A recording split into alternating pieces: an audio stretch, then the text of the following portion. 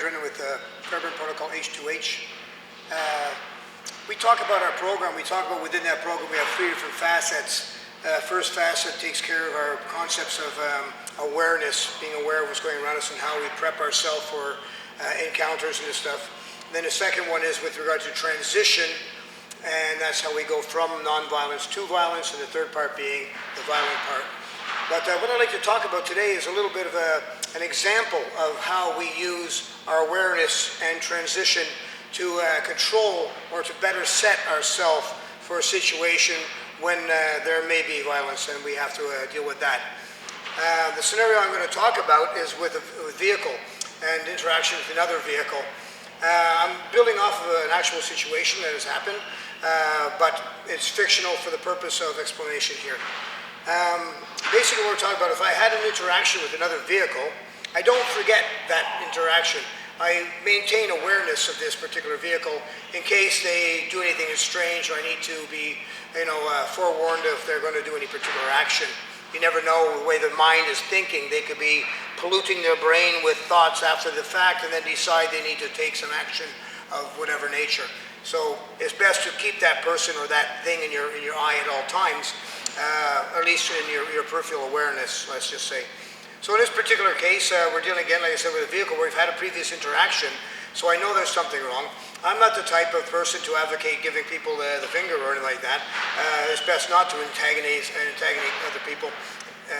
So we just keep ourselves passive. I did laugh. I found the situation in laughter funny because the laughter comes maybe out of stress or whatever, I don't know.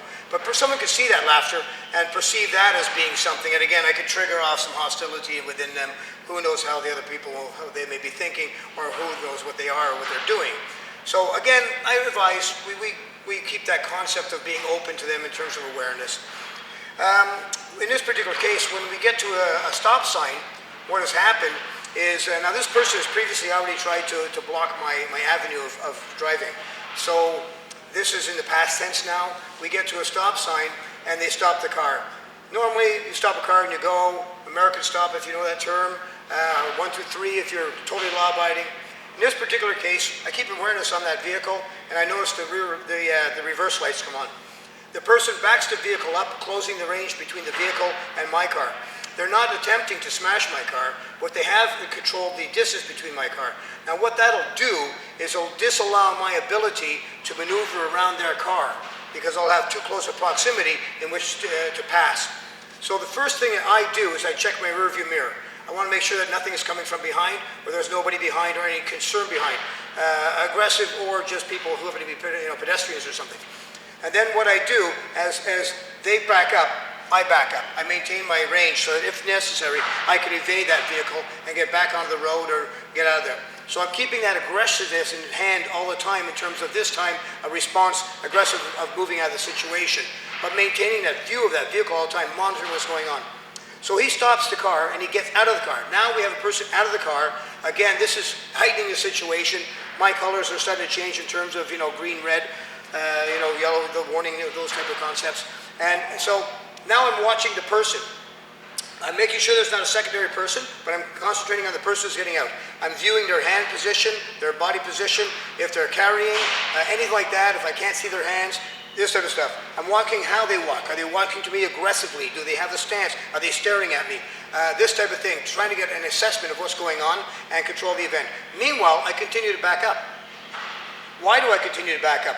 Because as I continue to back up slowly, I back up and this draws them away from their vehicle. If there is something in their vehicle that they want to go back for, firearm, baseball bat, whatever, they have to go farther for it. If I back up enough and they lose interest, they may just go back in their car and leave. If they go back in the car and get something, then I'll have the ability to have range to deal with that. If he steps out with a firearm or a baseball bat, I may have to use my vehicle as a method of getting out of there, other than just driving. I may have to run into him or his vehicle or something in order to quell the situation. But I get that control by continuing to move away a little bit. So as he gets out, I recognize his face. He's a person I've had interactions with before. Now, those interactions were positive, but again, not knowing somebody well, and God forbid you don't know them at all, then we don't know exactly how they're going to respond to any given situation, what's been their day, if they're on drugs, not on drugs, or what's going to change today. So I keep my awareness in the mode of self-defense, and that I'm not going to be taken by surprise. I'm going to control the situation. I've maintained a distance between my car and their car that I feel is acceptable now. They've continued to walk before me. So we've ascertained the car, we've controlled the car situation, we've controlled the car distance, we've controlled the view of the person, we've controlled the rate at which he can approach me. All gives me time to get my head into gear of what's going on and ascertain and his state being, and potentially if he's armed or such like that. These type of modes. I get out of the car. When I get out of the car, I open up the door. Now, be careful when you get out of a car. You don't want to get out of a car when the guy's too close, because he just kicks the door shut on you. Vice versa, if you're standing behind the door, he could kick that car or run into it with his body and slam that door on you and put you off balance and trap you between the door and the car.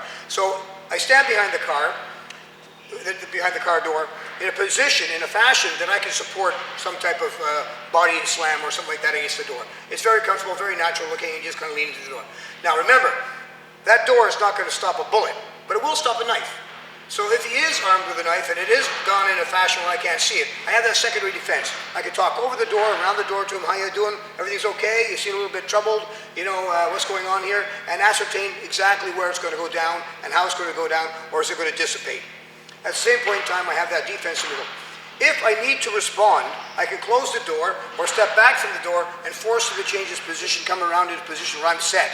And again, I have that position of, that condition, better said than position, to create a position.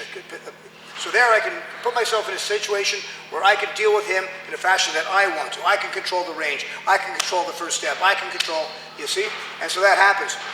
Once we have an interaction, I never move from that situation. There's no need to. It seemed to be going okay in terms of not going hostile. So, and the longer it goes passive, chances are it won't go hostile. So we kind of mitigate that and work with that and massage that to see where we're going. Meanwhile, we've kept these controls in place all the time. My car is still running. My key is still in ignition. If worst case scenario, all I have to do is smack it into gear and I go jump in type of thing. So all these are in place. So I negotiate with him back and forth over the door. He seems fine. I let him walk away from the car. When he walks away, then it engages. Because at that point, anything can happen. If I start to remove myself, I start to set my own self up for changes of position stuff. No, I'm in where position, I'm in where I want to be, I'm in a situation where I want to be, I have the controls in place I want to have in place, I've done all the factors, now I'll let him remove himself from the situation, which he did. So he removes himself, he gets back into the car. Only once he's in the vehicle do I then get into my car. So I get in my car at that point now, and I'm looking at that control situation again, close the door, lock the door, I got my hand on the gear, and I wait for him to move. I wait for him to move. I'm always waiting for him to do the out, because I don't believe that I can convince him to do an out. So we wait for him to do the out, and I will respond to whatever is going on and take control as we go. So he starts to drive away, he takes the corner, and he goes around, but as he goes around the corner, he proceeds about 40 yards, and he pulls off the road. Here I pull off the road behind him. Okay, I wait a little bit, there's no interaction, I get out of my car. This is starting to take a little bit of a chance, but I have reason. I get out of the car, I start to move towards the door, and he rolls down his window, and I ask him, is everything okay? Again, I'm confirming if there's a complication or not. I could have just drove away, but if I drive away, that puts a situation where he's now behind me.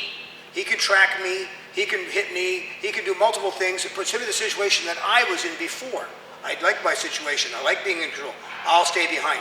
So by confirming there's no complication, he should be moving along. So I get back into my car and I wait. Sure enough, now no complication, he moves on. And now I follow him.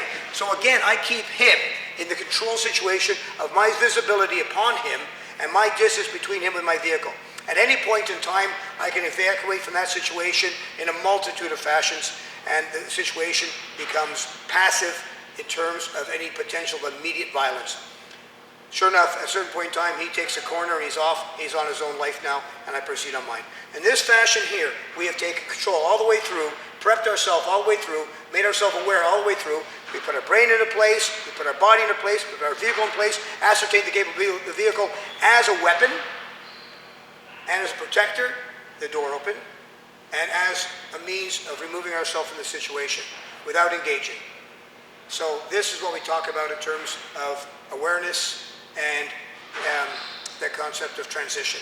This is a blend of those two as that goes through, and we mitigate the situation. This is what we do at Fairbairn, and there's many other episodes that we do that are similar to these, but different scenarios, and we learn how to adapt to those in order to always put ourselves in the best situation so that if it does go violent, we're ready to go. Thank you very much.